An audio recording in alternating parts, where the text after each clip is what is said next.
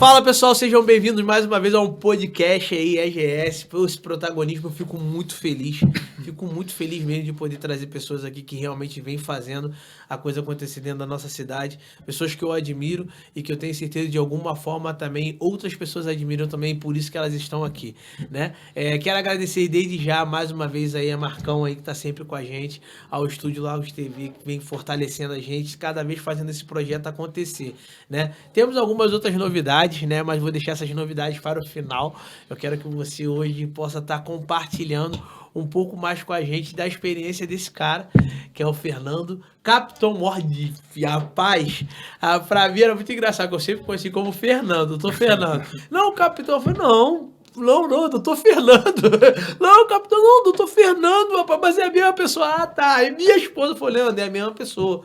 Falei, caraca, então assim, é um cara que eu aprendi a admirar, né? Fui apresentado como prestando serviço para o Araruama Futebol Clube. Vamos falar muito, né? Do Araruama Futebol Clube. Eu acho que a gente vai falar. Fora ele se apresentar, a gente vai falar só do Araruama Futebol Clube, né? Em relação a isso. Mas aprendi a ter uma admiração pela pessoa que é, um cara família, um cara que procura sempre fazer o bem, né? Porque eu tô na frente não, mas é um cara que agora a gente tá trocando aqui na resenha, né? Antes, né, que a gente vai conversando, eu tava falando sobre o quanto que eu olho algumas posturas, né? Algumas coisas que ele vem fazendo e como que é legal a gente ver pessoas que a gente admira próximo da gente, né? A gente vai com pouco tempo, a gente vem admirando esse trabalho. Então, doutor Fernando, seja bem-vindo ao podcast. Ele falou que ele tá nervoso. Todo mundo chega nervoso aqui, a verdade é essa. Todo mundo chega nervoso aqui. Depois, quando começa a falar, começa a compartilhar, aí fica à vontade. Então, doutor Fernando, seja bem-vindo, tá? Aqui, sinta-se em casa. Queria que você começasse falando um pouquinho aí, né, do doutor Fernando. Quem é? Porque é difícil a gente falar da gente. Falar da gente costuma ser difícil, né? Mas me diga aí, quem é o doutor Fernando, pessoal, para conhecer um pouco? Primeiramente, obrigado pelo convite. Obrigado pelas palavras, né? Também que vendo de amigo a gente tem que dar um desconto, né? A gente agora já é amigo. Mas, bem, doutor Fernando, né? Doutor Fernando é um cara que... família, como você falou, bastante família, que nasceu no Rio de Janeiro, no subúrbio, filho de uma família tipicamente portuguesa, do subúrbio do Rio, que veio para Araruama com 24 anos, 24 a 25 anos, recém-formado médico. Na verdade, vim definitivamente para Araruama com 24 a 25 anos. Vim como acadêmico de medicina para Araruama 2 anos antes, com 23 para 24. E que me naturalizei araruamense, né? Vamos colocar assim. Eu sou um apaixonado por Araruama, assim, acho que às vezes eu falo assim, cara, se eu nascesse aqui eu não era tão apaixonado, porque eu vejo muita gente que é nascida aqui que não é tão apaixonado quanto eu. Verdade. Foi o local que eu resolvi escolher para viver, para formar minha família. Acabou que a minha família do Rio veio para cá, hoje todo mundo mora aqui praticamente, minha irmã em breve está vindo, se Deus quiser. E é isso, um cara que ralou muito para se formar médico, que rala muito desde que formou e está escrevendo sua história devagarzinho, tem umas paixões em paralelo além da medicina, como o futebol, né? Que hoje está ganhando uma visibilidade grande, graças a Deus, com a Araruama. E estamos tentando construir uma história aí, deixar um legado para a cidade, Legado Bacana. Já define, né? Bacana. Assim, essa ideia hoje o doutor Fernando, para a gente conhecer um pouco dessa linha, né? Ele faz parte da diretoria, são um dos sócios fundadores do Araruama Futebol Clube. E eu quero que a gente possa realmente vir nessa linha de conversa. Mas como você falou, uma paixão, né? Futebol, essa paixão começou desde cedo, veio dos pais, como é que veio essa paixão do futebol aí? Paixão do futebol é aquilo, né? Vem desde muito criancinha, né? Desde sempre. família portuguesa, vascaína. E aí, estamos na linha. Vascaíno não vira, né? Vascaíno nasce. Nasce. Né? Vem do bisavô, do avô, do pai. O bolo de aniversário de um ano é o escudo Vasco. Você não está entendendo nada, mas é o escudo Vasco. 2 anos é um jogo do Vasco. Isso aí. E quando você vê, você canta o hino com 4 anos, igual eu cantava, 3, 4 anos. E assim, o futebol sempre foi uma paixão. Subúrbio, né? Subúrbio do Rio. Sim. A gente não tinha, na década de 80, né? Era muito jogar bola descalço, era aquela infância de antigamente, né? E o futebol, era a época do futebol do Radinho de Pilha, né? Sim, era a época do futebol dos gols do Fantástico, a gente ia ficar esperando, da mesa redonda, né? Que a gente ficava esperando até domingo, até 9 horas da noite, para a mesa redonda, para ver o nosso ídolo lá falar. Um futebol totalmente diferente, muito mais romântico, né? Sim. Que eu acho que era o que causou essa paixão toda, né? É um futebol diferente. É até difícil falar isso para um jovem hoje em dia, né? Um garoto, eu vi, virou até meme na internet. Um rapaz falando assim, pô, meu filho me perguntou se o Romário era tipo Benzema. Eu falei, meu filho, pelo amor de Deus, vamos falar de outra coisa. Porque realmente não tem comparação, né? Não vem me comparar, né? Então, assim, é mais ou menos isso. O futebol daquela época o subúrbio era muito isso, jogar com o pé descalço na rua o dia inteiro. Se estivesse chovendo era melhor, nossos pais ficavam doidos, né? Relâmpago, mas era mais legal. E jogava bola o dia inteiro. E não tinha muita diversão, não tinha muito videogame, não tinha muita, né? Sim. Não tinha computador, então assim... Celular, nada disso, então era a rua. Televisão restrita, não tinha TV a cabo. Não tinha TV a cabo. Pra ver jogo, gol, era pra casa da minha tia, Pra ver jogador de fora era a Copa do Mundo, né? Copa do Mundo era a novidade, ver os caras lá de fora. Pô, quando começou a passar um campeonato italiano na Bandeirante domingo de manhã, domingo de manhã não tinha nada que pudesse tirar da frente da televisão, porque era realmente encantador, né? Hoje em dia você até enjoa, né? Você liga a televisão no sábado, tá dando a 2ª divisão do Campeonato Turco. Tu fala, meu Deus do céu, não quero mais ver isso, né? Deixa eu ir pra rua fazer outra coisa. Mas então veio daí, né? Cresci nesse meio, né? De paixão pelo esporte. Minha família também era apaixonada, meus amigos. E assim, nunca pude jogar futebol, nunca foi muito distante da minha... Era muito distante, né? Hoje em dia o menino é mais... Como eu posso dizer? Hoje em dia o menino de Araruama sonha jogar na Europa, né?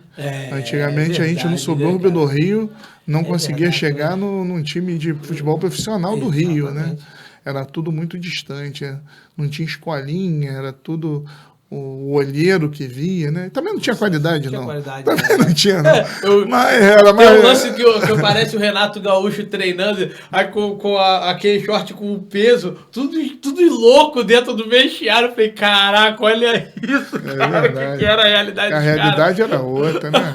O indivíduo tinha que nascer com dom para jogar bola. É verdade. Porque ele era visto pelo olheiro, que era o coroinha do bairro que tinha um conhecimento em algum clube. Se você não for nascesse muito diferente, as coisas seguiam o seu fluxo normal. Quem nascia craque seguia.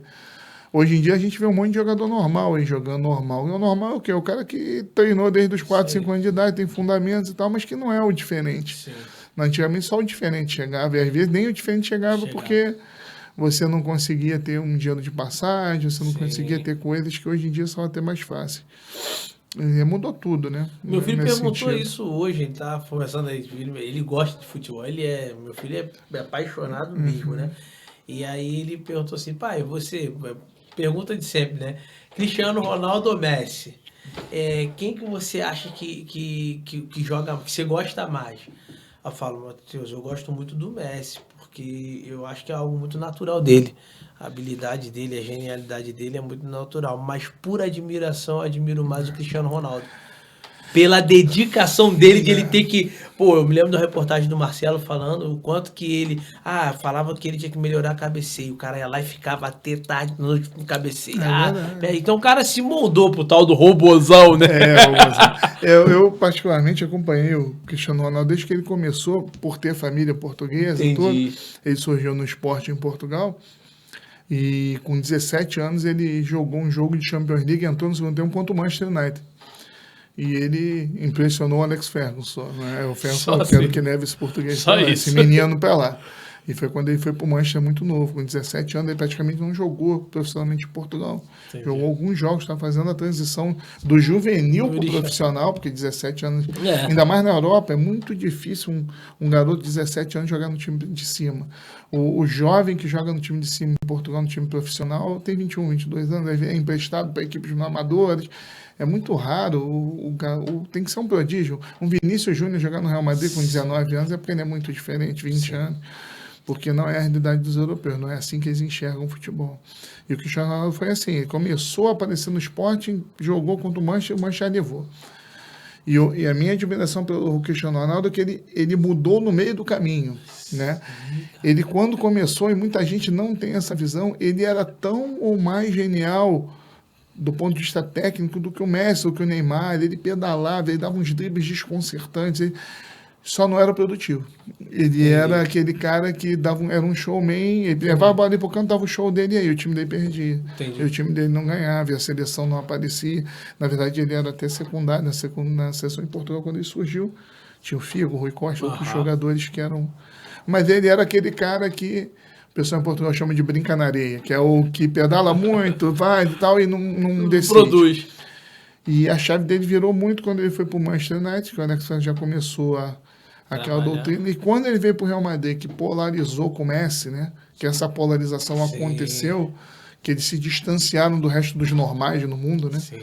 Durante mais de 10 anos eram eles aqui e o terceiro colocado. O terceiro colocado não sei quem é, tá muito longe. Escolhe quem vai ser o terceiro, né? E aí ele viu que ele se tornou um profissional diferenciado. Isso é muito difícil, né? A pessoa ao longo do caminho, sendo genial, parar, ter uma leitura de si mesmo e falar assim, não, eu preciso ser diferente, né? E eu vou muito trabalhar legal, para ser diferente. Então a minha dimensão do Cristiano Ronaldo é muito isso. E com isso veio a idade, assumiu o protagonismo, as responsabilidades, e ele chegou onde nenhum outro português chegou na história, né? Até o Eusébio não foi o Cristiano Ronaldo. O Cristiano Ronaldo hoje passa até o Eusébio, que era a maior lenda de Portugal. E no mundo está entre os 5 maiores da história. Eu tenho muita dificuldade de entender a história acontecendo, né? Eu sempre tenho que olhar, espera 10 anos e olha para trás, eu consigo situar um pouquinho mais na história. E eu acho que o Cristiano Ronaldo e o Messi têm muito isso. A gente ainda não está entendendo muito bem o que foi. Sim, né? sim. Eu acho que daqui a uns 10 anos a gente vai olhar para trás e falar, gente, foi isso tudo e eu vi. Aí, exatamente. O pessoal falou, né? Uma vez eu vi o cara falando, pô, o pessoal tá discutindo quem é melhor, se é Messi ou se é Cristiano. Ele falou, rapaz, quem foi melhor fui eu, tive o privilégio de ver isso acontecer, cara. Ver os dois jogarem, ver esse auge dos dois, assim, 10 surreal, anos de protagonismo, num nível altíssimo, num nível que... Impressionante. Onde você não tinha competição, né? Ninguém nunca teve dúvida quem eram os dois melhores, né?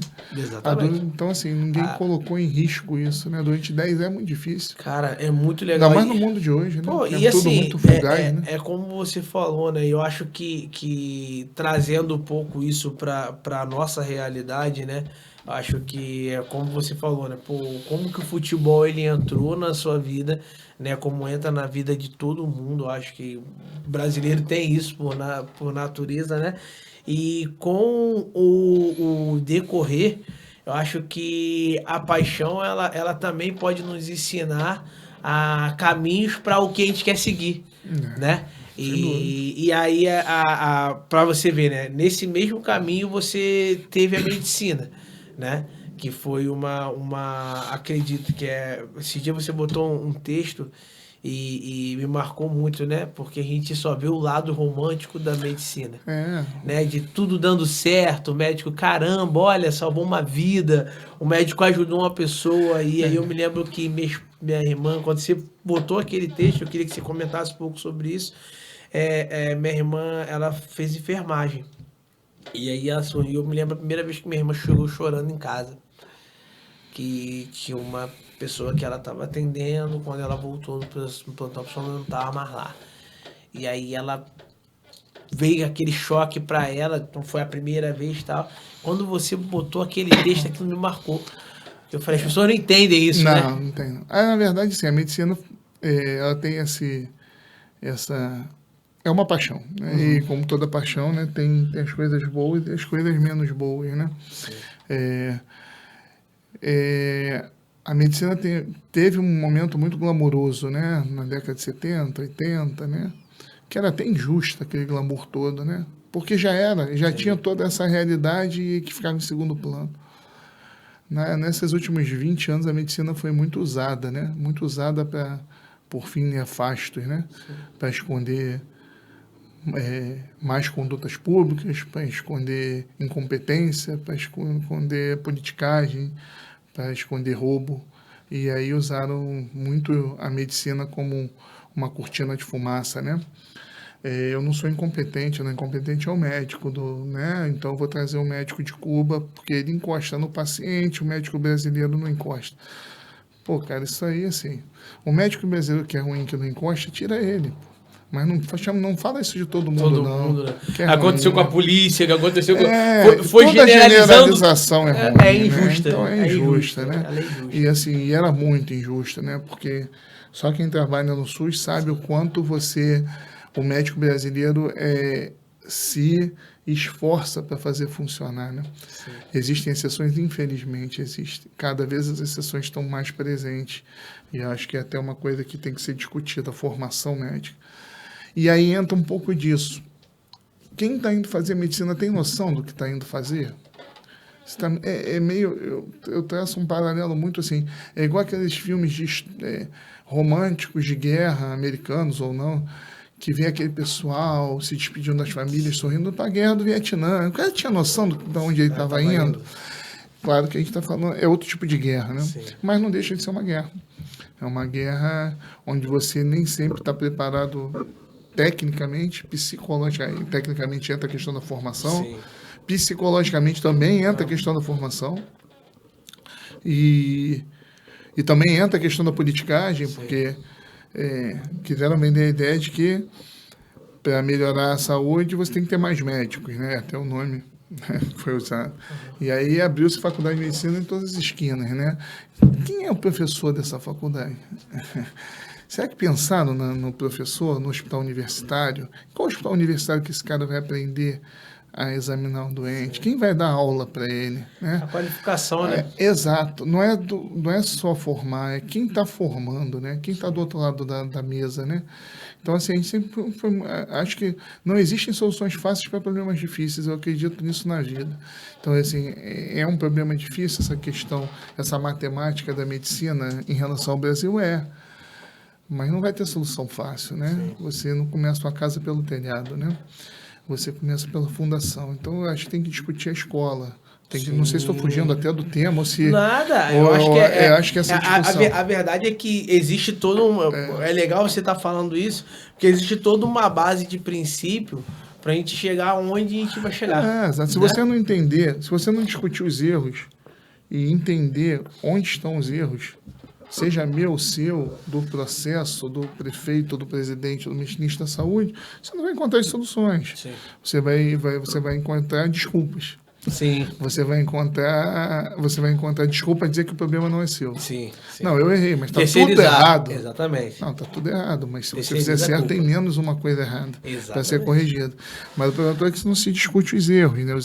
E eu acho que hoje o grande problema da medicina é a formação e a informação, né? Então, às vezes, eu já tenho um caminho na medicina, né? Primeiro, eu fui fazer medicina, assim, um pouco fora do que é o contexto habitual. Uhum. Pelo menos que eu convivo e convivi, eu tenho 16 anos de formado, 16, formei em dezembro de 2004. Então, estamos indo para 17, por aí. Então, o que eu convivi na medicina, qual era o caminho natural? Meu pai é médico, meu tio é médico, eu tive um exemplo próximo médico, e foi algo natural que eu vivesse aquela realidade, tivesse atração por aquilo. E aí junta isso a glamorização, tudo, e as pessoas acabavam caminhando. Convivi com muita gente assim. O que não quer dizer que são pessoas menos capacitadas, não. São pessoas brilhantes, mas que foram atraídas por esse caminho via esse tipo de influência. Já no meu caso não foi. Assim, eu sou a segunda pessoa da minha família com nível superior. Então, assim, a minha irmã foi professora e eu fui médico. Assim, meus pais não fizeram faculdade, meus avós não fizeram, né? Então, assim, meus tios não fizeram faculdade. Então, assim, foi meio uma descoberta. Você quer o quê? Eu quero ser médico, por quê? Porque eu acho legal, eu acho fantástico, eu acho medicina o que há.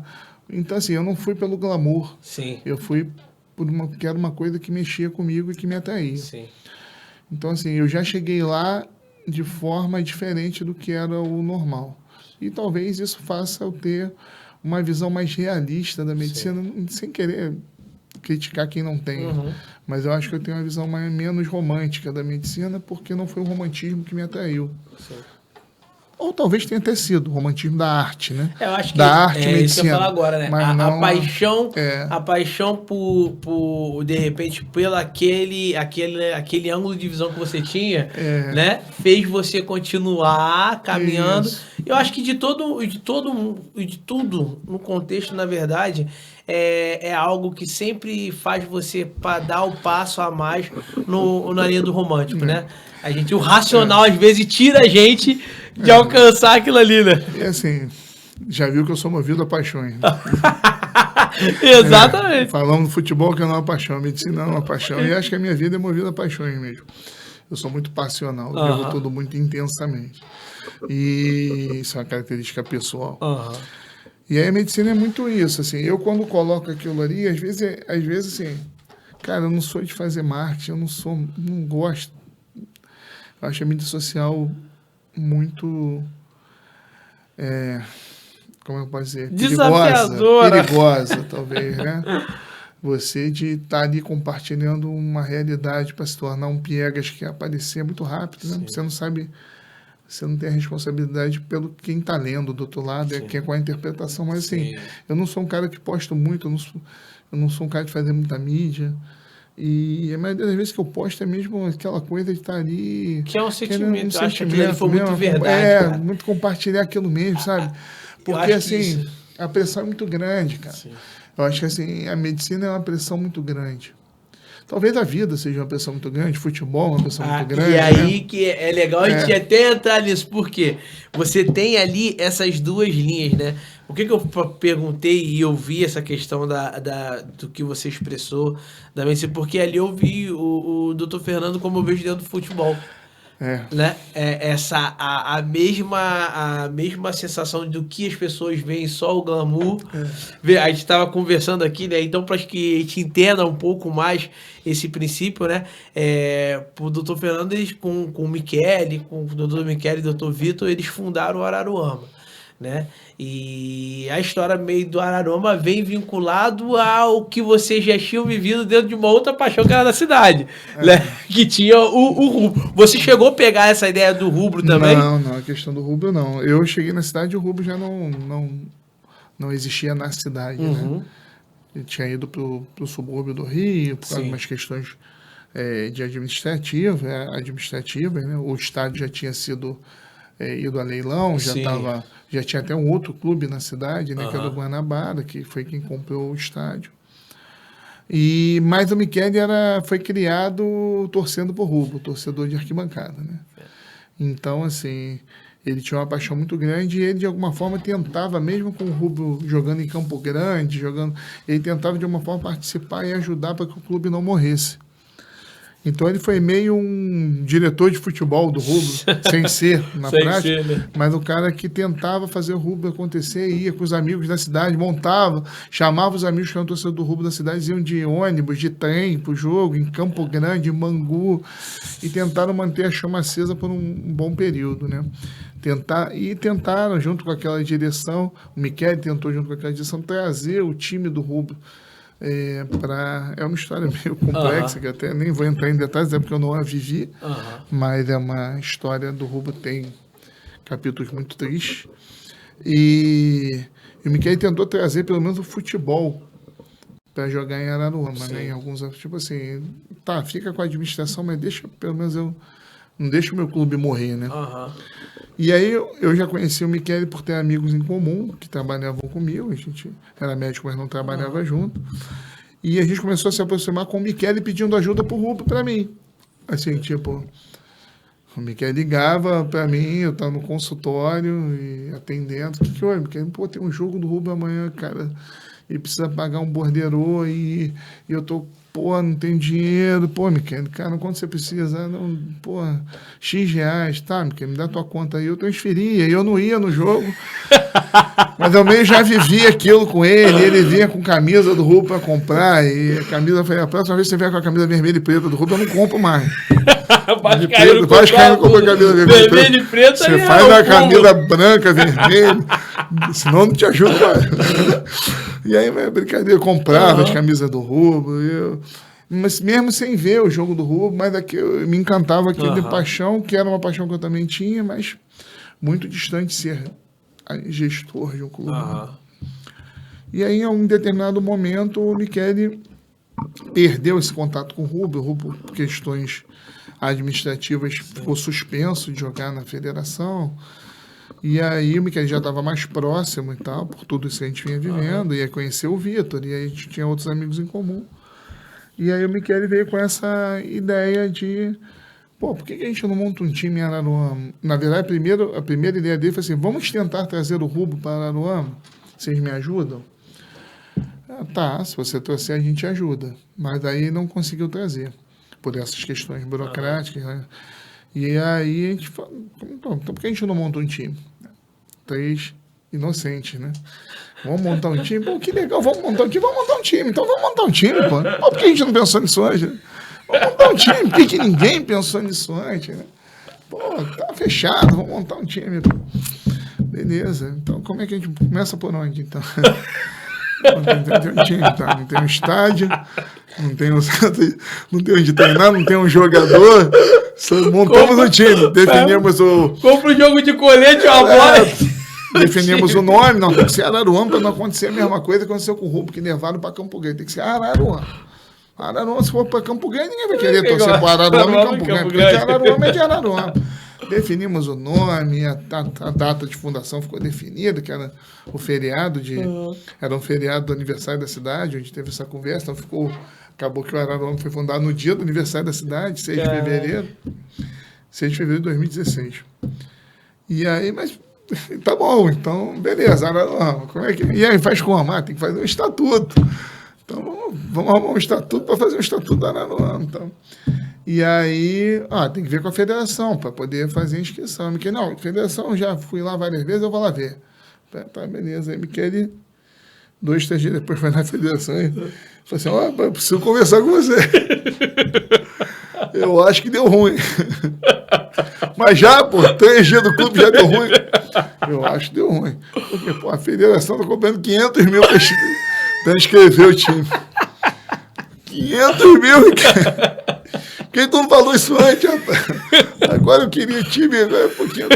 Tira 500 mil da onde? Eu falei, rapaz, deu ruim, não tem como. E agora não deu como. Isso a gente já... já com aquela coisa de... já tinha falado com os amigos, vamos montar um time, né? E aí, 500 mil não tem como. Mas tem que ter um jeito. Não tem um jeito. Não tem. Só tem esse jeito, não tem jeito. E aí, acabou que teve o jeito, né? O jeito foi que... Nessas conversas, o Michele já, além das caminhadas dele com o Rubro, ele também era médico dos jogos. Né? Foi outro motivo que aproximou a gente nesse caminho. Às vezes o Michele ia fazer um jogo por Cabo Friense e Nova Cidade, em Cabo Frio. Ele estava fazendo como médico Cabo Friense. Às vezes ele me ligava, Fernando, o Nova Cidade está precisando de um médico aqui. E, e aí, às vezes eu ia, às vezes eu não ia, a gente acabava interagindo. Ou, às vezes, eu sou médico de Cabo Frio, mas hoje eu não posso. Entendi. Você pode ir lá, porque eu morava já aqui, ele estudava no Rio, entendi. E às vezes ainda não... Ele é mais novo um pouco que eu, ele formou um pouquinho depois. E aí também... E aí o que aconteceu? Porque a gente já conhecia uma série de donos de time, vários diretores de time, por essas caminhadas, tanto como médico como gestor do Rubro, né? E aí nessa ele vê, olha, surgiu uma possibilidade. Qual possibilidade? Então o Valquir Pimentel, que é dono do Arraial do Cabo, falou para mim que vai parar o clube esse ano. Não, já está velho, segundo o Valquir, não está mais com disposição de ficar vindo do Rio, que ele morava no Rio, para ficar acompanhando o treino, montando estrutura, a prefeitura lá não ajuda eles, e ele está chateado, e ele vai parar o clube. E ele me ofereceu para a gente.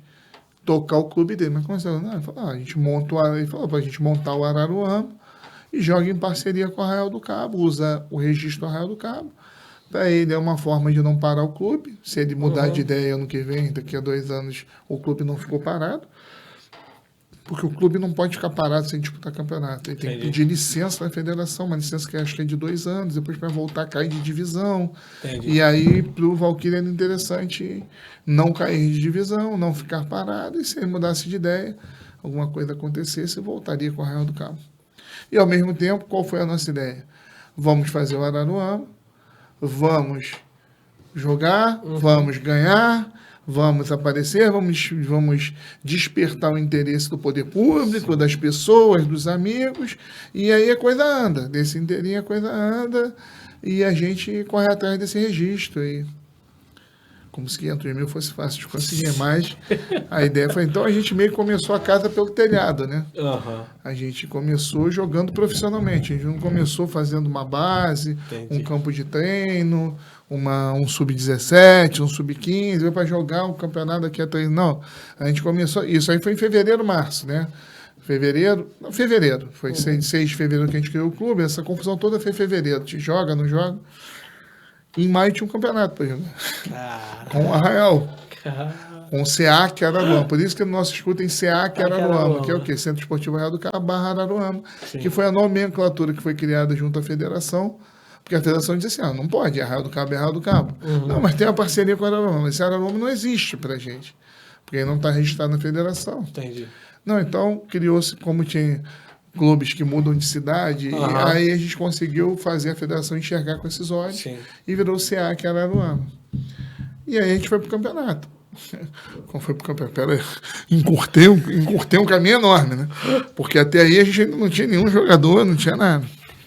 E aí o pessoal do radar da Fazendinha, o Ocimar, principalmente, a figura do Ocimar, que é um ex-jogador da cidade, que é uma pessoa maravilhosa, que estava lá em casa aquele dia, né, que se conheceu. E ele já conhecia o Vitor, jogavam pelada junto. E o Vitor falou, não, vou falar com o Ocimar, que o pessoal lá do radar é tudo amigo e vai ajudar a gente. Pelo menos um lugar para treinar, a gente vai treinar lá. Tenho certeza que eles ajudam. E eles ajudaram muito mais do que isso, eles abraçaram a causa, né? A partir daquele dia, o Araruama passou a ser uma extensão do radar. Ajudaram a gente com os treinos, ajudaram a gente com o campo, ajudaram a gente com a logística, ajudaram a gente com o trabalho, porque volta a história do glamour, né? O futebol tem muito trabalho todo dia, né? Para você escalar o time no jogo, né? Não é assim, né? E aí eles vestiram a camisa, capitaneados pelo Ocimar.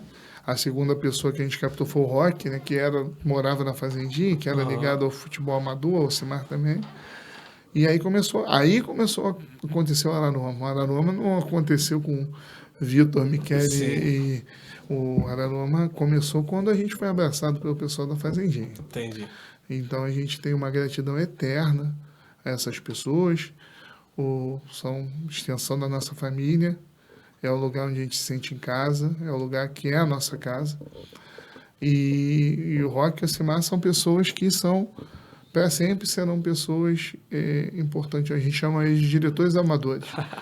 O cargo deles é insubstituível e eles sempre vão estar lá dando as suas opiniões, sendo ouvidos, participando das decisões. Claro que dentro de uma decisão coletiva, mas a impressão deles é sempre... A gente quer eles por perto, sempre. São pessoas que suaram muito. A gente usa sempre a conotação do carregar o saco de gelo, né? Porque o saco de gelo é todo dia, todo treino, é todo jogo. Então, é assim, o saco de gelo, o galão de água, a chave do portão tem que estar aberta, a grama tem que estar cortada, e muitas vezes era o Ocimar que ia com o carrinho lá cortar. O campo tem que estar marcado para você fazer um amistoso, e às vezes era o pessoal lá da Fazendinha que marcava para a gente, porque a gente é médico. Né? Sim. Médico não costuma ter tempo para muita coisa. Né? Médico, em via de regra, não tem tempo para muita coisa. Imagina para ter um time de futebol, imagina para ter esse dia a dia, né? Então, por mais que a gente quisesse ser presente, a gente não tinha como. Então, se esses caras não abraçam, não tinha nenhuma condição. Entendi. Não tinha página 2. né? Ia ficar na ideia. Na praia não ia ter como executar. E aí a gente partiu para conseguir os primeiros jogadores, né? Fizemos uma peneira no radar. O Michele trouxe um técnico que era de fora, né? Que era de Maricá, um rapaz que já conhecia, do rubro e tal. Que foi o louco que falou assim, eu topo. Porque eu topo, eu cheio de disposição, e ajudou muita gente no início, Douglas. E era ex-jogador, e ajudou muita gente. E aí fomos para uma peneira. Muita gente no radar, muito calor, tem fotos dessa peneira. E foi uma peneira que começou às 8h30, 9h da manhã, foi até 4h da tarde. Muita gente. Era a primeira vez em muitos anos que tinha um time profissional aqui na região, se formando elenco. Porque assim, a Cabo Frense é sempre muito distante do morador da região, sempre com muito dinheiro, sempre contratando gente de fora, sempre trazendo... Né? O Boa Vista também é a mesma coisa, treina no Rio, muita grana, um tipo de perfil de trabalho diferente. O Sampaio o Sampaio Correia na época, também a base dele era fora, um time que não tinha uma relação tão forte com os atletas da região. Né? Então surgiu um time que estava falando assim, quem joga bola aí? Vem aqui ver se serve. Então foi uma demanda muito grande. E a gente foi para o campeonato e terminamos, acho que a gente terminou em 7º no campeonato de 16 clubes. Tipo assim, uma campanha até surpreendente, 7º, 8º. Então, até uma campanha razoável, chegamos a sonhar com a classificação para semifinal em alguns momentos. Assim, foi bem legal, mas foi um aprendizado total, né? E aí a gente, se tem uma coisa... que eu acho que a gente aprende rápido, né? Porque o primeiro ano foi assim, acabou que foi um resultado legal, o Valquir se tranquilizou, que no primeiro... Depois que ele liberou, ele ficou meio com medo, o que esses garotos vão fazer, mas viu que a gente era sério, e que a gente entendia um pouquinho, aprendia muito, tinha um grupo, né? E aí a gente jogou o primeiro ano, fez uma campanha mediana, e só aumentou nossa paixão, né? Porque depois que a gente entrou no mundo, né, do que é totalmente diferente, apesar de conhecer as dificuldades, os custos, as dificuldades todas, aumentou muito a nossa paixão, tipo, é isso que a gente quer, né? E aí o ano seguinte o Valquir falou, toca. Você tem uma ideia, era muito legal isso, que a confiança era tão grande, se criou uma relação tão grande com o Valquir, que a gente nunca teve um documento assinado. Caraca. Era tudo verbal. E envolve muito dinheiro, cara. Assim, se a gente se a gente tomasse uma multa de um jogo, se a gente atrasasse, tomasse um WO, é 10 mil de multa, sabe? Se a gente fizesse alguma besteira, é 5 mil de multa, 10 mil. E assim, se a gente não terminasse um campeonato, tipo assim, no meio do caminho desistiu por falta de grana, a multa cai de divisão, a multa é 50 mil reais. E mesmo assim, a gente nunca chegou nem perto de acontecer isso, pela nossa... A gente não ia nunca deixar acontecer isso, mas ele nunca, mesmo com esses riscos todos, nunca pegou uma cena num papel com a gente. Então isso deixa a gente muito, muito feliz, né? Porque é uma história que a gente abriu um parágrafo na nossa vida, mas levou tudo que a gente acredita de hombridade, de palavra, de postura que a gente tem na nossa vida profissional e pessoal, e um meio que é muito estigmatizado por ser um meio onde as pessoas não são assim, né? Entendi.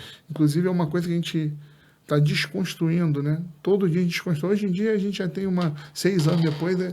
A gente já é conhecido e reconhecido por uma postura diferente do meio. Mas a gente chegou no futebol e a gente ouvia muito assim, não, mas você é errado, mas o futebol é assim mesmo. Não, o futebol não está fora da vida, da sociedade, dos princípios da gente. Como assim? No futebol pode você combinar e não cumprir? No futebol pode você não pagar quem tem que pagar? Como é isso? É assim em todo lugar. Não, é assim em todo, isso não é resposta. É assim em todo lugar que trabalha errado. Aqui a gente não trabalha errado. E assim, todo mundo que escolhe ser certo, né, tem um caminho mais difícil, normalmente. Né? O errado te traz atalhos que parecem encurtam o caminho, mas lá na frente você vê que não encurtaram nada, né? Pelo menos é o que a gente acredita. E então a gente rapidamente começou a construir uma história nesse sentido e o Valquir reconheceu isso muito rapidamente, tanto que ele nunca teve um papel, um documento, né, respaldando. E aí fomos para o segundo ano, já com a expertise do primeiro ano e completamente apaixonados. E aí a gente gastou o que não tinha no segundo ano. Esse ano a gente vai ganhar, vamos ser campeão. E se a gente tinha gasto 10 no ano anterior do bolso, gastou 30 e vambora. E assim, futebol é isso. Se você trabalhar direito e investir, não tem outro caminho. A gente chegou na semifinal do primeiro turno, a gente contra o Mesquita. E assim, passagens históricas, como a semifinal, que a gente jogou a semifinal contra o Angra dos Reis. O Angra dos Reis, patrocinado pela prefeitura de Angra dos Reis. Então você imagina, na camisa do Angra dos Reis tinha a prefeitura e tinha uma empresa de internet grande da região lá. Só você entendendo que eles tinham de recurso. A camisa deles era o Abedi, que ia jogar no Vasco. Era só isso. Era só isso que a gente ia enfrentar na semifinal. A vantagem dos caras, o jogo lá em Angra. E aí, fomos lá. Rubens Filho, treinador, Boeira aqui da cidade, Rubens Boeira, que hoje está no Sub-20 da Danone, tem feito uma postagem de fim de semana sobre ele. Fomos lá. E a gente já começou a achar estranho que os jogos normalmente são de 3 às 5, até 3 da tarde. Eles mudaram o jogo para 7 horas da noite. A gente achou, pô, os caras mudaram. O campo lá tem iluminação. Beleza. Fernando, você vai? Não, tô de plantão. Eu tava de plantão na Garcia Lago e não foi. Não dava para pagar o plantão e pagar as contas do clube. Aí foi Michele e a câmera de filmar. Desde sempre, Michele filma os jogos todos. Michele não, Michele é esposa e agora cunhada. É um trabalho que a gente vai espalhando pros familiares. Ué. Tem que vender jeito. Primeiro para dentro de casa. Não tem dinheiro, não tem dinheiro, tem que todo mundo botar a mão. E aí fomos jogar com o André dos Reis lá, 7 horas. Aí quando a gente chegou lá, para começar, fomos no micro-ônibus no dia do jogo daqui para Angra. Meu Deus do céu. Quando eles mudaram o jogo de 3 da tarde para 7 da noite, eu falei assim, graças a Deus, que não vamos precisar sair 5 da manhã de lá, mas eu vou poder ir mais tranquilo. No micro-ônibus, cara. Caraca. Pô, viagens longas assim, normalmente viajar no dia anterior, dormir no local, relaxar a musculatura para você poder ir pro jogo, né? A gente foi direto, chegamos lá direto no estádio. Almoçamos no meio do caminho, chegamos no estádio lá umas 4 horas da tarde. Isso contado, eu não estava lá. E aí os caras falaram assim, rapaz, quando a gente chegou lá, os jogadores do Angra dos Reis tirando foto dentro do campo, tipo assim, foto do dia, né, da vitória, já para postar, para tudo. A gente, pô, tô tirando foto, já comemorando isso mesmo. Aí os caras já ficaram instigados, os jogadores. E quando chegou a hora, aquece aquele ritual do jogo, quando foi chegando a hora do jogo do ritual, vai aquecer e tal, o estádio começou a encher. E aí a gente conseguiu entender o motivo desse ter mudado o jogo para 7 horas da noite. O estádio estava lotado mesmo. Todo mundo já tinha fechado loja. Era prefeito, era a cidade inteira, meu. O moleque olhava um parque bancava e falava, rapaz, que é isso? A gente achou que ia ser ruim, mas é pior que a gente imagina. Estádio lotado, meu irmão. Caraca. Ganhamos de 1-0. Dos caras lá dentro, gol do Mike de pênalti. Aqueles jogos históricos, ficamos com 1 a menos. 30 minutos do segundo tempo, um jogador a menos.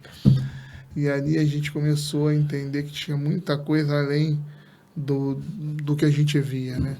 A bola bateu na trave, a bola passou raspando, a bola bateu nas costas do zagueiro, que não estava nem vendo a bola, e a gente ganhou de 1-0 e classificamos para a final. E as loucuras da federação, a gente classificou para a final e o mando de campo da final foi decidido num sorteio. Uai. Não pela campanha, mas a gente ganhou o sorteio e a gente chegou na final, eu tô nem ia jogar em casa, e a nossa casa é Sampaio Correia. Só que as coisas da federação, né? Ganhamos do Angra dos Reis quinta-feira, o jogo acabou 9h30 da noite, em Angra, a final foi marcada para domingo, 4 horas da tarde. Não deu nem para divulgar. Quase não deu tempo de fabricar os ingressos. Tipo assim, o Michele falou com o cara dos ingressos, que produziu os ingressos de Angra. O cara mandou mensagem, Michele, vai querer quantos ingressos, senão não vai dar tempo. Assim, né? Tive dar um tempo, você poder planejar, fazer o marketing do jogo, botar, né? Levar a gente pro estádio. Sim. Aquela coisa que o pessoal não vê como negócio ainda, né? E aí chegamos na final domingo em casa contra o Mesquita. E aí foi a coisa mais engraçada do mundo. A Mesquita fazia 100 anos naquele ano, camisa comemorativa toda. E a gente tinha 1 ano e 2 meses de trabalho. Eram 100 anos contra 1 ano e 2 meses. E aí, cara, é aqueles jogos que só servem para aumentar a paixão da gente, né? Perdemos, né? Eu sempre falo que as derrotas às vezes aumentam mais a paixão do que as vitórias, né? As vitórias deixam a gente meio cego, né? Sim. Não enxerga os problemas e tal. E as derrotas deixam a gente mais apaixonado. E a gente perdeu, tanto que a gente lembra mais delas às vezes do que das vitórias, né? Perdemos de 2-1, levamos gols 42, 43 no segundo tempo, quando a gente estava melhor no jogo, e perdemos. E aí, acabou que no final, o campeonato da federação eram 2 turnos, o campeão do primeiro turno classificava para a semifinal geral, o campeão do segundo turno também, e os 2 melhores colocados nos pontos corridos juntavam e faziam um quadrangular. Era o mesmo modelo do campeonato da Série A, né? Porque tem que ser espelhado. E a gente fez no primeiro turno muito bom, mas ficou uma ressaca de não ter ganho, ter chegado perto, o segundo turno já não foi tão bom. Lá ficamos pelo 7º, 8º lugar. E tendo gasto mais do que podia, né? E aí, se não me engano, porque aí começam a fugir um pouco as coisas, fomos para o terceiro, na verdade, para o terceiro ano, se não me engano foi do segundo para o terceiro ano. Aconteceu uma coisa que mudou um pouco, quase muda o rumo da história, né? O Valquí ficou doente do nada. Do nada. Tipo assim, novembro, o Valquí ligou pro Miquel e falou que tava com uma tosse, ligou pra mim, pô, tô com uma tosse chata, pô, tem um remédio? Pô, remédio pra tosse? Não é melhor você ir no hospital aí não? Vê o que é a tosse. Toma um xarope, mas que tosse é essa? Tá te preocupando porque não é uma tosse comum. Então você não vai me ligar para falar de uma tosse. Ah, não, vou ver uns exames aqui e tal. Bem, aí falou com a gente não se via, era período pós-campeonato. Ele falou que isso um dia para mim, 2 semanas depois eu encontrei o Miquel, tem falado com o Valquí? Falou de uma tosse. Rapaz, eu acho que ele não está muito bem de saúde não, porque ele tinha tido uma notícia nesse sentido de alguém conhecido, eu vou ligar para ele. No que ligou para ele, já atendeu o familiar dele e já estava internado. O que tá internado, cara? Ué, é daquela tosse? Pô, tá vendo? Devia ser uma pneumonia, alguma coisa. Pô, falei pra ele. Não, ele tá internado. Eu vou lá ver.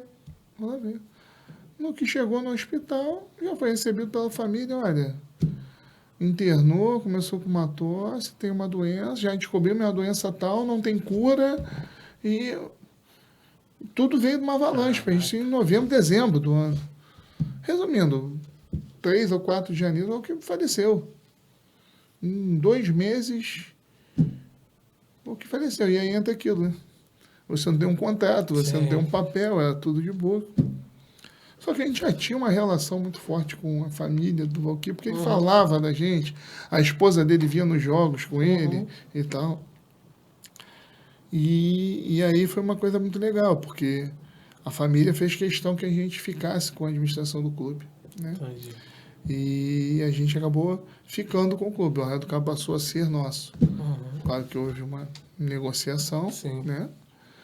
E eles fizeram toda a força do mundo para que a gente continuasse com o clube por tudo que a gente tinha vivido, pela relação que a gente tinha criado e por saber que a gente ia levar adiante o legado, né?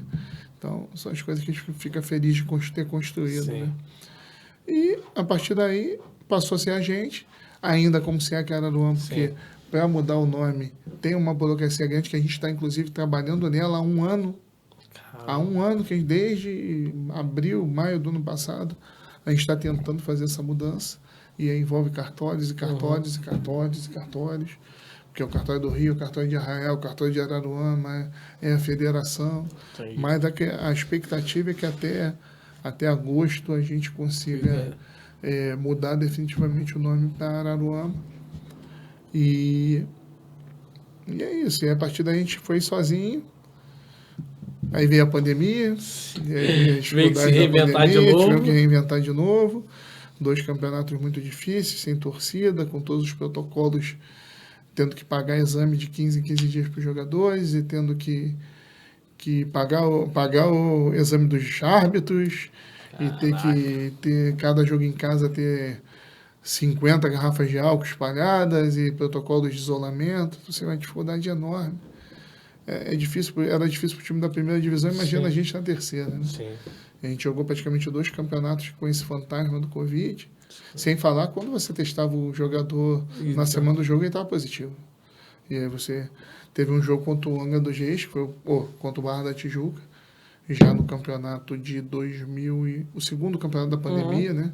2020, que a gente ficou sem 3 jogadores na véspera do jogo, incluindo o goleiro.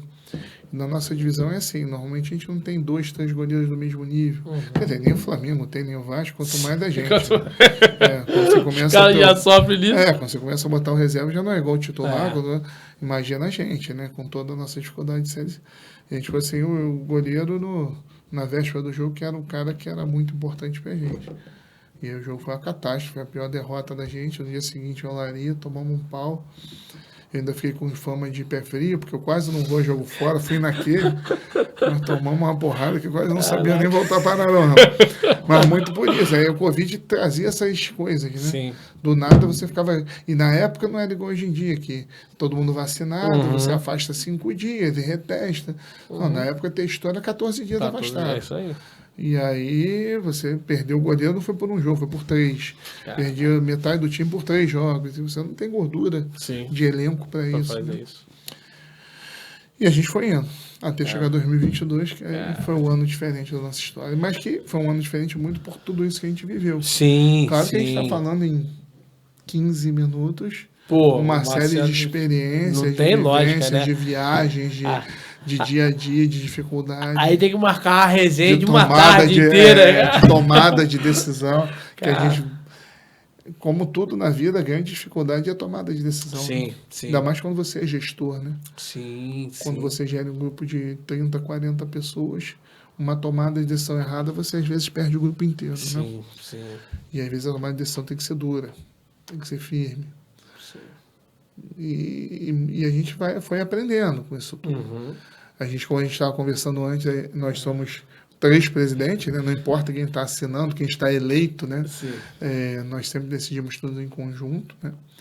E somos 3 médicos, porém com personalidades totalmente diferentes. Né? Eu e o Michele em cada polo, né?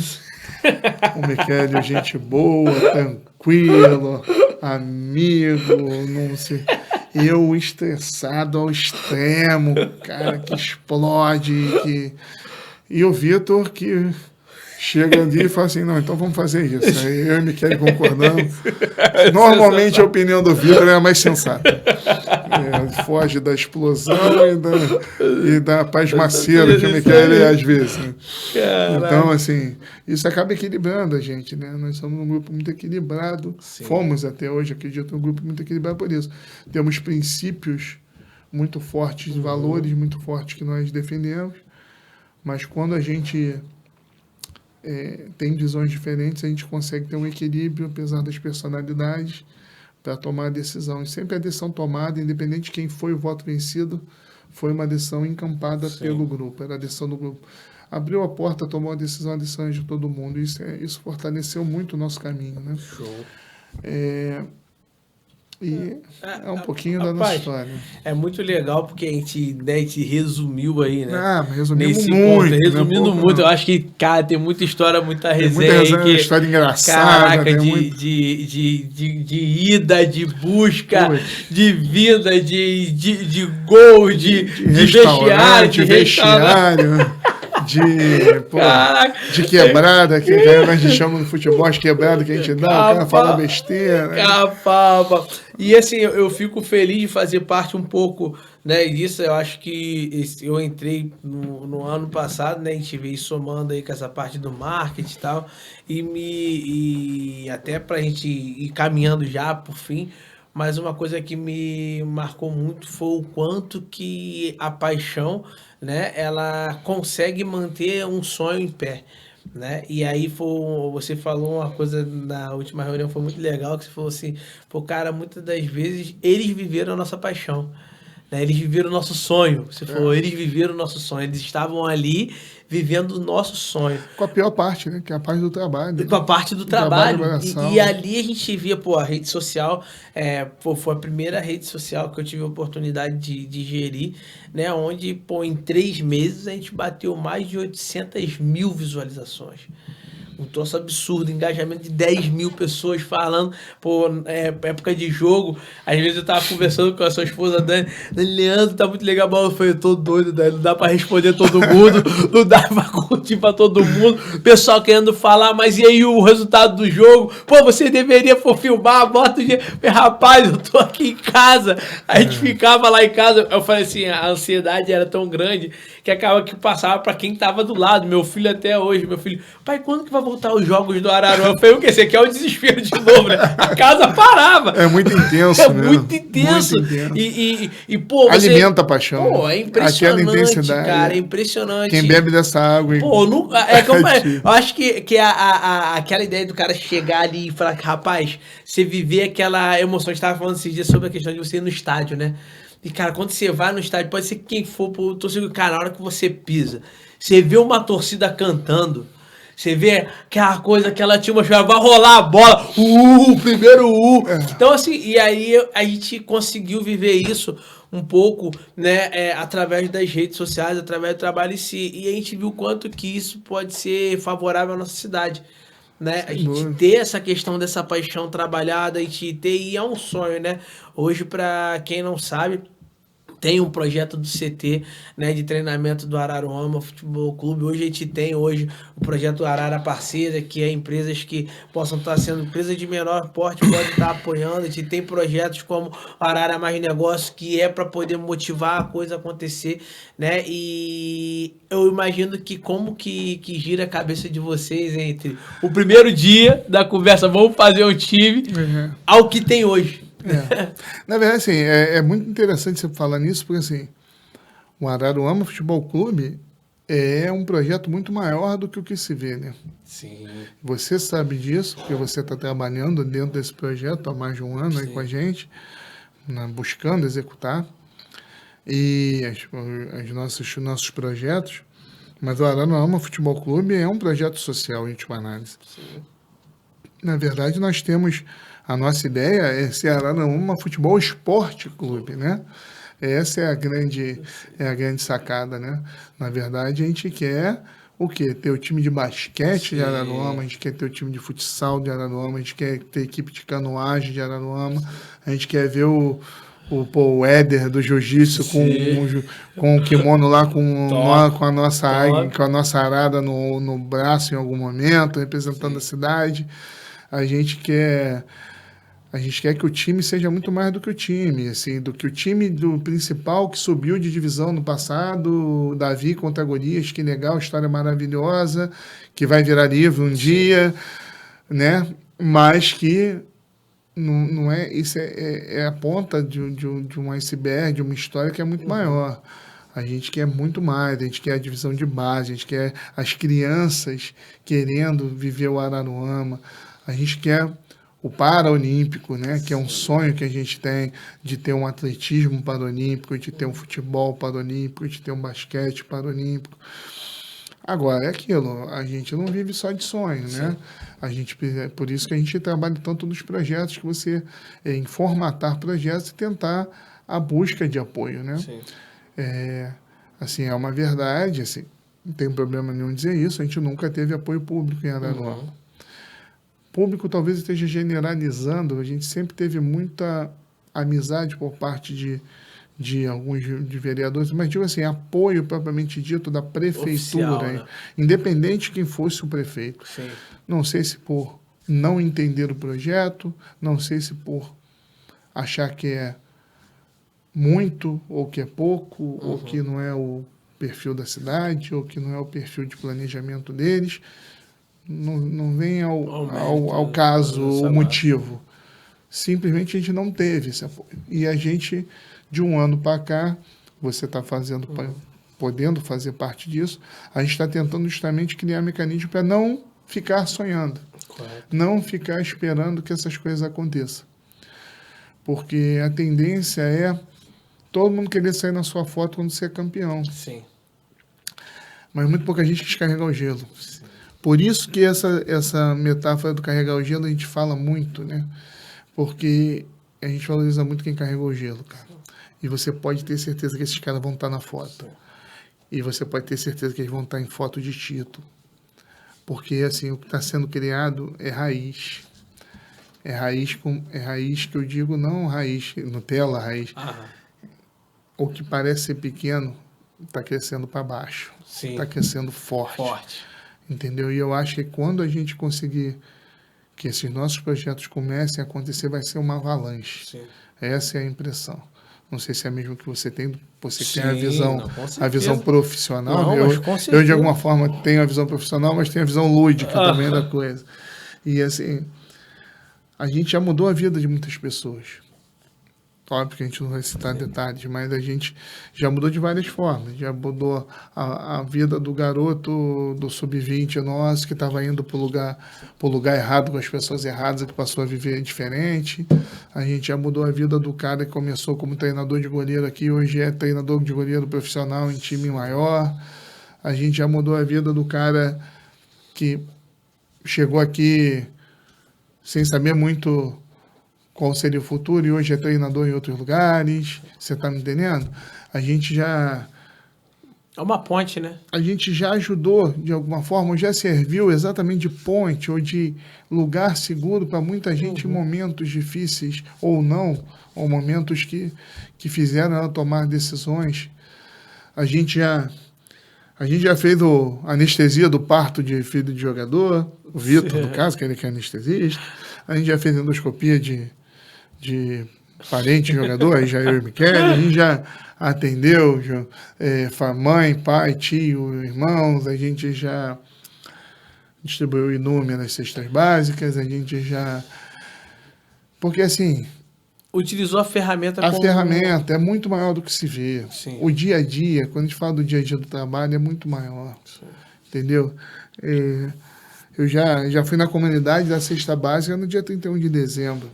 Saindo do hospital para ir para minha casa, com a minha família toda esperando, 2 da tarde, agora eu vou tomar minha cervejinha, porque eu não trabalho mais hoje, ano que o Réveillon, e recebi um telefonema do jogador dizendo que não tinha nada em casa. Dia 31 de dezembro. E a minha maior dificuldade foi achar um local para comprar as coisas. Dia 31 de dezembro, já eram 2 horas da tarde. E eu fui lá na comunidade integrante voltar para casa, porque eu não conseguiria comemorar um Réveillon na minha casa com a minha família, sabendo que... Então, assim, estar de fora, eu não falo isso para me vangloriar, não. Eu acho que eu não fiz mais do que a minha obrigação como ser humano naquele momento. Uma vez que eu tive ciência do problema, eu tinha que resolver. Mas a ferramenta ferramenta, eu só tive ciência disso porque ele era um jogador do Araruama. E, ao mesmo tempo, ele tinha o telefone do presidente do clube, médico da cidade. Ele me ligou e me pediu. Botar a cara é muito mais do que tirar uma foto. Sim. É ser acessível. Sim. E isso a gente é muito. E com isso a gente cria referências. Não que a gente queira ser essa referência, não. Mas a gente acaba se tornando a referência. Eu acho que é o papel de assumir aquilo ali como uma forma de poder ajudar. É uma responsabilidade. Sim, é um protagonismo. É um protagonismo social que você acaba tendo. E, de alguma forma, a gente tenta ser o mais... Por isso que aí entra aquela questão da tomada de decisão. Vem tudo isso junto. Porque você acaba sendo referência de seriedade para aquelas pessoas. Então, tem que ser sério, tem que ser correto. Ano passado, você viu a gente expulsando pessoas que queriam trabalhar com aposta de jogo dos Jogos do Araruama. Você viu isso acontecer? Ninguém sabe disso. Mas isso faz parte do ser correto. Isso faz o jogador falar assim, caraca, que legal, meu amigo está lá não sei aonde, está tendo problema com isso, mas aqui a gente não tem. Isso vai forjando uma personalidade do clube, do projeto, né? Então, assim, por isso que eu digo, é muito mais do que se vê.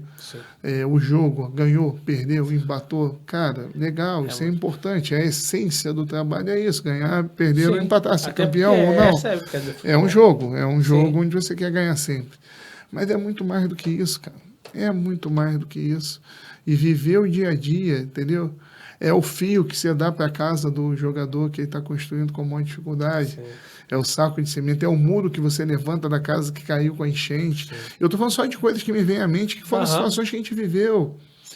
sem querer expor nada disso, tem que ser melhor do que ninguém. O que eu digo é que a partir do momento que você... A importância da ferramenta. Exato. E a partir do momento que a gente sentou e decidiu ser essa ferramenta naquele dia, de toda a nossa inocência, a gente não tinha essa noção. E a ferramenta é muito maior. Então a gente acabou tendo que amadurecer muito nesse lado também. Tipo assim, caramba, não tem como se omitir. Sim. A partir do momento que você sabe, você não tem como não se omitir, pelo menos quem tem. Que aí tem vem os princípios, os valores que estavam embutidos nisso. Que estavam embutidos, exatamente. Então acho que é muito mais do que se vê. Acho que se a gente está perto da. Né? Aquilo que a gente fala brincando, a gente é o Fórmula 1 sem gasolina, né? Eu acho que a gasolina está vindo, né? Acho que tem esperança disso. E, cara, eu quero daqui a uns anos que isso seja tão grande que eu possa passar o bastão para alguém de boa vontade e ficar lá na arquibancada comendo pipoca, com meu filho do lado e falando assim, caramba, que doideira, onde isso chegou, né? Caramba, a gente está indo no Maracanã, ver o Araruama na Copa do Brasil, contra o Corinthians. Caraca, onde isso chegou, hein? Lembra, Vitor? Caramba, aquele dia, Vitor? Caramba. Lembra aquela viagem para Campos, Michele, que o ônibus quebrou? Caraca, o Rock reclamou pra caramba. Lembra aquele dia que eu invadi o campo? Quer ver até os surtos assim também. Lembra? E a gente tem algumas coisas no futebol assim que é para quem ama aquilo. Assim, você não tem noção de... O ano passado foi um ano muito especial, né? Porque foi um ano de muitas emoções, de perdas, de indecisões, de medo, de um monte de coisa. E que no final, né? Para quem tem fé, né? Aconteceu o imponderável, né? O que ninguém imaginava. Dizer que a gente achava que ia subir divisão. A gente trabalhou para isso. Mas a gente ter essa certeza a gente não tinha. E com a morte do Maicon foi um período muito difícil de incertezas, né? E no final foi uma felicidade muito grande, né? E só a gente sabe o quanto aquilo foi uma avalanche, uma crescente, né? Da incerteza dos dias seguintes à morte dele, a certeza que a gente tinha que não ia perder nos últimos dias do acesso, né? O quanto aquilo foi uma avalanche, né? E só quem viveu as preleções, o vestiário, como eu vivia sempre, eu sou um cara que gosta de estar muito dentro do vestiário, porque aí já não gosta. Ele gosta mais de ficar fora, acha que aquilo ali é mais pro treinador, então vai, mas não é um cara que gosta, eu já não gosto de estar muito ali dentro. E muita coisa foi dita, muita coisa foi vivida ali dentro e é muito forte aquele ambiente. Para quem é apaixonado, sabe que é muito forte aquilo ali. Então, assim, a gente trabalha, torce, reza para que tudo se cumpra e que a gente chegue a ser o que a gente sonhou, né? O que a gente sonha todo dia, né? Uma vez eu falei para você, quando a gente começou a conviver, não sei se você lembra dessa frase, que eu falei, Araruama, a última coisa que eu penso antes de dormir é a primeira que eu penso quando eu acordo. E acho que isso é o que manteve a chama acesa, né? Porque é assim mesmo, às vezes a gente se fala às 6 da manhã, às 5 da manhã, às 3 da manhã, às 11 da noite, né? E é muito paixão. É muita paixão, mas não a coisa lúdica da paixão, é a paixão com o trabalho, né? A gente exerce essa paixão todo dia, né? E em paralelo à nossa vida, que já é atribulada, mas a gente vive isso todo dia. Não vamos falar da sublimação, não. Top. Top. Cara, assim, agradeço mesmo, doutor Fernando, agradeço mesmo de coração, né? Espero a gente conseguir fazer, assim, o impossível acontecer, ter os três aqui, né? Que aí vai ter resenha, aí vai ter coisa louca. Eu acho que a gente consegue isso 2 aniversários por ano, assim, de filho de alguém. Todos não, uns 2. É ano bissexto.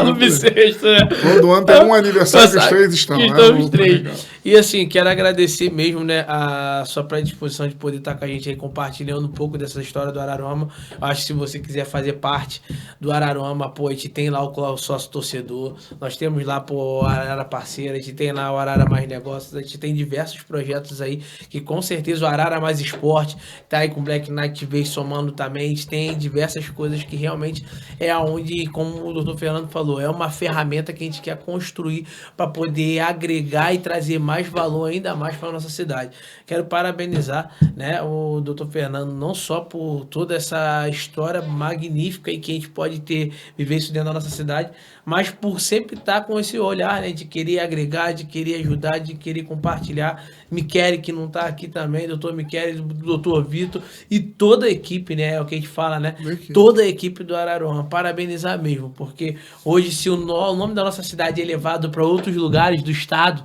né, se é feito, como eu ouvi na final do ano passado, né, a gente jogando a TV do time adversário, falando e dando como um grande exemplo a cidade de Araruama como uma forma que tem feito o trabalho através do clube. E ali não falou de prefeitura, mas quem era a cidade? Eram nós.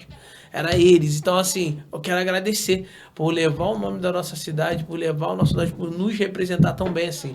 Né? E que realmente a gente, de alguma forma, consiga esse apoio cada vez mais. Foi como você falou, a gasolina está chegando. Acredito Deus muito quiser. em que... Eu sempre falo o seguinte, né? Projetos bons, a gente não precisa de ajuda. A gente precisa que pessoas entendam que ela pode ter oportunidade de fazer parte daquela construção. Né? Então, é diferente, né? A gente não está aqui pedindo favor, mas quer que você faça parte com esse caminho com a gente. Financeiramente ou não, né? Exatamente. Que é outra coisa que a gente não falou aqui. Não, a gente falou quanto o espaço tem para nutricionista, para psicólogo, para enfermagem, para médico, o quanto a gente pode, fisiologista, sim. Quantos profissionais podem sair de projetos como esse, sim, o quanto sim. O Araruama já foi sede o Clube Araruama já teve estagiários de faculdade que fizeram. Que é o que a gente está fechando agora, voltando a fazer isso. Então é que eu tô falando, como você falou, é uma ferramenta muito grande, muito maior do que simplesmente a bola rolando. Né? Então, assim, obrigado mesmo por ter aceito esse convite. Espero poder retornar, que você possa estar retornando outras vezes aí. Manda um abraço aí, quer deixar um abraço para finalizar aí para alguém? Primeiramente, agradecer o espaço, agradecer a você por acreditar, se é um dos que acreditaram, se somou ano passado a gente com toda a tua expertise, que para a gente tem sido um aprendizado contínuo, né? Uma troca talvez, mas um aprendizado para a gente muito grande. E queria agradecer a todos que torcem, que rezam, que acompanham, que acompanham no Facebook, no Instagram, que curtem, que compram um uniforme, que falam do Araruama com orgulho, mesmo sem poder ver, porque a gente não consegue jogar na cidade, muita gente não consegue acompanhar, isso é um dos dilemas que a gente tem que vencer. E, assim, mais do que nunca, a gente precisa do povo de Araruama, né? O povo, eu digo como um todo, desde o torcedor até o empresário. A gente precisa que as pessoas entendam que isso é maior, que é enorme, que é de uma dimensão que a gente não sabe nem onde vai chegar quando a gasolina chegar. Né? Porque é tanta coisa associada, é tanta coisa boa, é tanta coisa bem estruturada, é tanta gente competente trabalhando. E, assim, vai ser grande. Sim. A gente não desiste. Isso aí. A gente já podia ter desistido, mas a gente já teve motivos para desistir, né? E não desistimos. Então, acho que agora é um pouco mais de resiliência e continuar estudando, continuar trabalhando, continuar projetando, que eu tenho fé que as coisas vão continuar acontecendo. Show de bola. Então, agradeço mais uma vez, Marcão. Mais uma vez, fera, como sempre, agradecer aí por a TV, o Estúdio 10, como sempre, fortalecendo, nos ajudando aí, agradecendo aí outros parceiros que estão com a gente, né? E espero cada vez mais trazer ótimas notícias aí, poder compartilhar essas pessoas que são aí grandes, como posso falar, que são grandes pérolas da nossa cidade. E a gente deve valorizar e que o espaço protagonista possa ser esse canal. Beleza, pessoal? Até a próxima. Estamos juntos. Um forte abraço. Deus abençoe a todos.